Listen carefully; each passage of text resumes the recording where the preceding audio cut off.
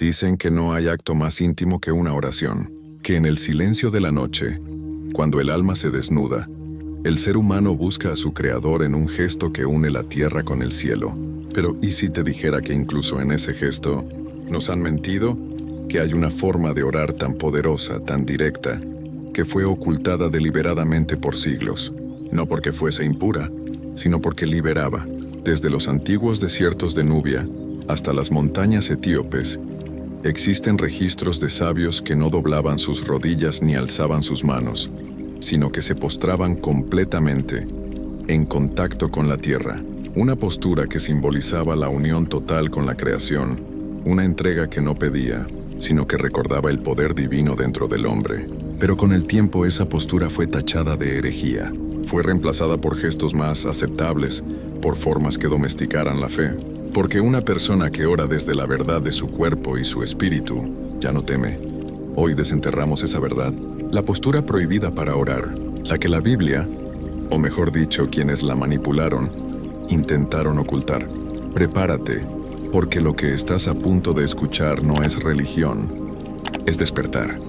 Durante siglos, los hombres elevaron sus oraciones hacia el cielo creyendo que Dios habitaba allá arriba, más allá de las nubes, sentado en un trono invisible. Pero en las antiguas tierras de África, antes de que el dogma invadiera la fe, la oración era otra cosa. No era una súplica ni un acto de sumisión, era un diálogo, un encuentro entre el espíritu y la energía que sostiene todo lo vivo. En el antiguo Egipto, en Kush, en Aksum, los sabios decían: el hombre no habla con Dios desde el cielo, sino desde la tierra. Y por eso oraban acostados con el rostro pegado al suelo, sintiendo el pulso del planeta. Aquella postura, aparentemente simple, escondía una verdad que incomodaba a los imperios, porque tumbado, el hombre no se arrodilla ante nadie, no se somete a la jerarquía del templo, ni a la voz del sacerdote, se funde con la creación sin intermediarios. El cuerpo se alinea con la tierra, el corazón con su latido, y la mente se apaga. En ese silencio, decían los maestros dogones, la voz interior se convierte en el verdadero altar. Cuando el cristianismo llegó a África, encontró pueblos que oraban así desde tiempos inmemoriales, hombres y mujeres que, bajo las estrellas, se extendían sobre el suelo de barro, sintiendo cómo el calor de la tierra ascendía por su pecho. No pedían milagros, recordaban quiénes eran. Y eso para los nuevos misioneros era peligroso, porque un pueblo que recuerda su poder interior no necesita ser salvado. Fue entonces cuando comenzó la transformación. Los concilios, los escribas, los traductores, poco a poco fueron moldeando la imagen del creyente sumiso. En las nuevas escrituras, la postura del orante se elevó sobre sus rodillas, con las manos juntas mirando hacia arriba. Una imagen de dependencia, una súplica. La conexión horizontal, la unión con la tierra, con lo real, fue reemplazada por una verticalidad que subordinaba al hombre frente a un Dios lejano. Pero en los textos más antiguos, los que sobrevivieron al fuego y al tiempo, aún se puede rastrear la huella de esa práctica prohibida. En el libro de Enoc, hallado en su forma original en Etiopía, se describe cómo los antiguos justos se tendían en la tierra y su alma ascendía como humo puro ante el rostro del Altísimo. En las tradiciones nubias y etíopes se repetía la misma imagen: el hombre acostado, el cuerpo en reposo, el espíritu despierto. ¿Y por qué esa postura fue ocultada? Porque tumbado el cuerpo deja de simular fuerza, no hay orgullo ni rango ni distinción, solo vulnerabilidad. Y en esa rendición total el ser humano accede a un estado que los sabios llamaban Reket, la escucha sagrada. El latido de la tierra se confunde con el del corazón, y en ese pulso compartido, la mente se aquieta. Se dice que allí, en ese silencio profundo, el hombre puede escuchar aquello que los templos callaron, su propio eco divino. Los teólogos modernos intentan reducirlo a superstición, pero los arqueólogos del espíritu saben que no era un simple gesto, era un código ancestral. En muchas tribus africanas aún se conserva. Los ancianos, antes de dormir, se tienden mirando hacia el oriente, murmurando palabras antiguas. Dicen que así se reequilibran los canales de energía, que el cuerpo recuerda la memoria del barro del que fue creado. Venimos de la tierra, dicen, y solo quien se acuesta sobre ella puede oír su voz. Los conquistadores vieron en ese acto una amenaza. Un hombre que se conecta con su origen es imposible de dominar. Por eso las iglesias del continente prohibieron esas prácticas, tildándolas de paganas. Cambiaron la postura, cambiaron las palabras, pero no pudieron borrar la sensación. Aún hoy, muchos que oran de rodillas sienten en el fondo que algo falta, que la oración no toca el alma como antes, y es que la verdadera conexión no se hace desde arriba, sino desde adentro. Hay pasajes que sobrevivieron a las censuras. En los evangelios apócrifos Jesús no ora de pie ni de rodillas, sino tumbado en el desierto, uniéndose al polvo y al viento. Esa imagen desapareció en las traducciones oficiales, pero fue preservada en los manuscritos coptos hallados en Nag Hammadi. Allí la oración no es petición ni sacrificio, es comunión, y quien la practica según los textos, recuerda que es parte del mismo soplo que anima al universo. Imagina ese momento, el cuerpo tendido, el corazón latiendo al ritmo del mundo. Ningún templo, ninguna imagen, ningún intermediario, solo tú y la inmensidad. No se trata de adoración, sino de recuerdo. De comprender que el suelo que pisas es el mismo que te sostiene, que el mismo polvo del que fuiste formado es el que ahora escucha tu voz. Las antiguas escuelas de sabiduría africana enseñaban que esa postura abría portales de energía, que acostado, el ser humano equilibraba su cuerpo físico con los planos sutiles, permitiendo que el alma viajara libremente. Los sacerdotes dogones la llamaban la postura del retorno, porque decían que en ese estado, el espíritu podía regresar al origen, a la fuente de toda creación. Con el paso del tiempo esta práctica fue demonizada. Las iglesias la sustituyeron por fórmulas más controladas, pero en los templos ocultos de Etiopía, en los monasterios escondidos entre rocas, algunos monjes siguieron transmitiendo su secreto. Lo hacían en silencio, sin anotarlo, confiando solo en la voz del maestro. Se acostaban en la oscuridad en contacto con el suelo frío y pronunciaban una única palabra: Abba, Padre. No un padre distante, sino el principio mismo de la existencia.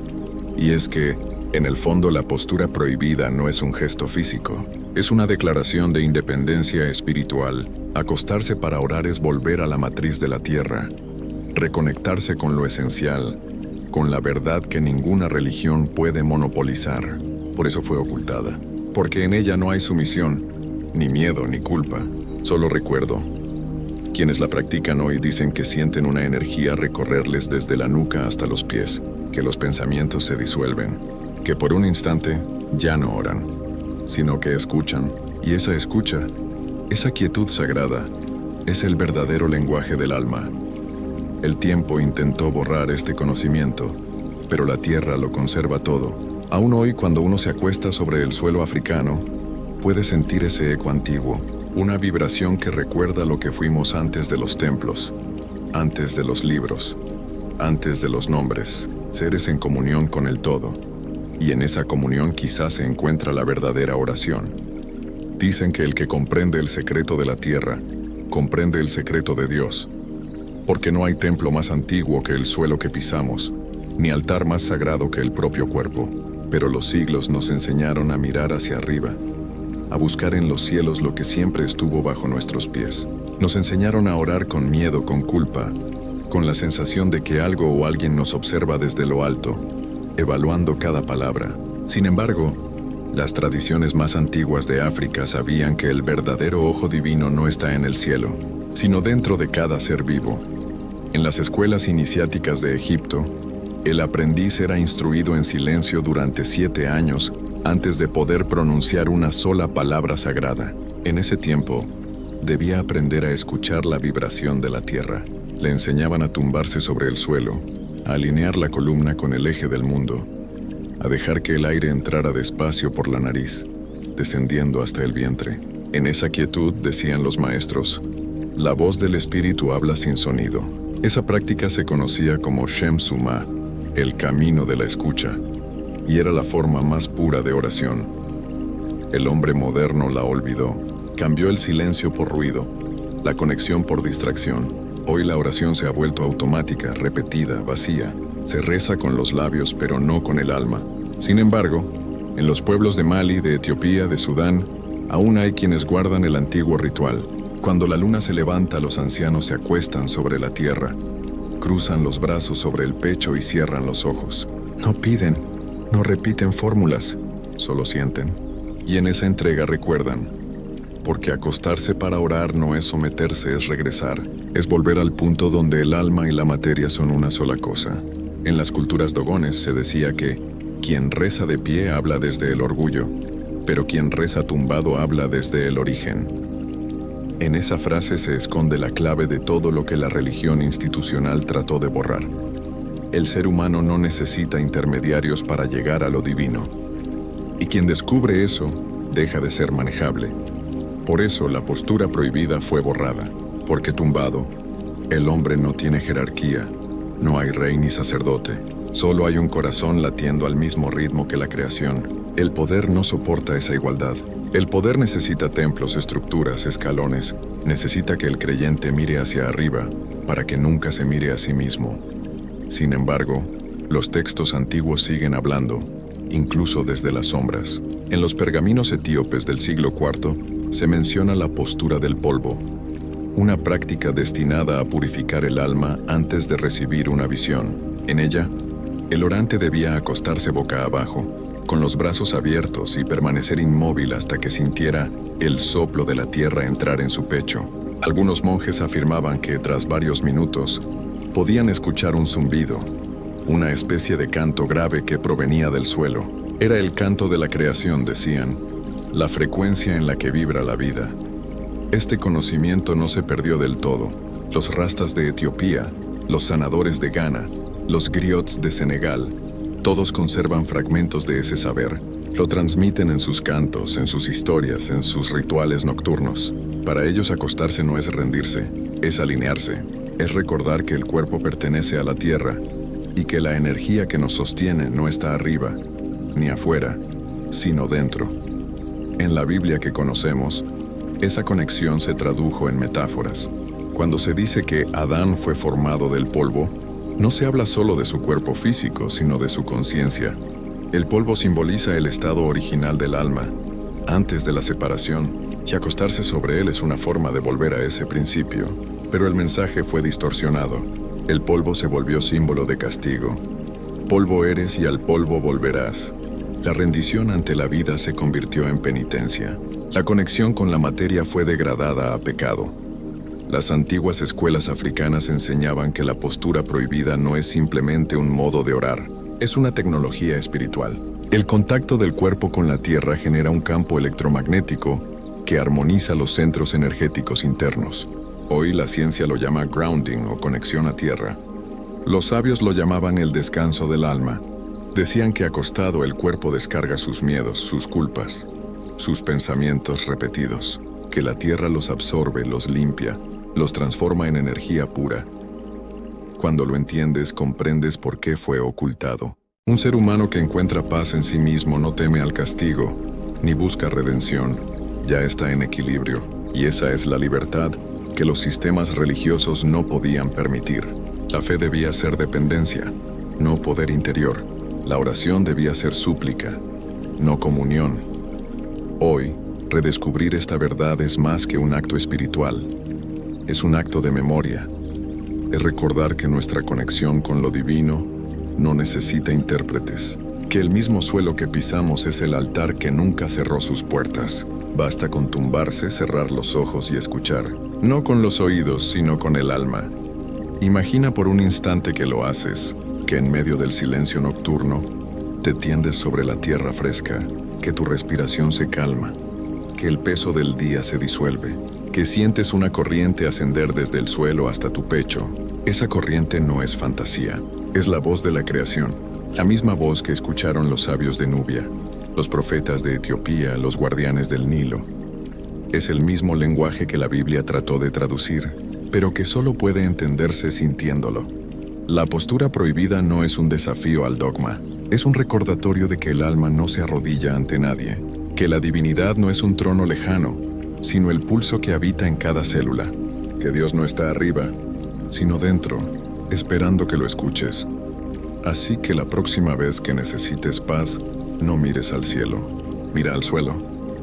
Tíndete sobre él, cierra los ojos y deja que la tierra te hable, porque en su silencio está la voz que las escrituras no pudieron callar.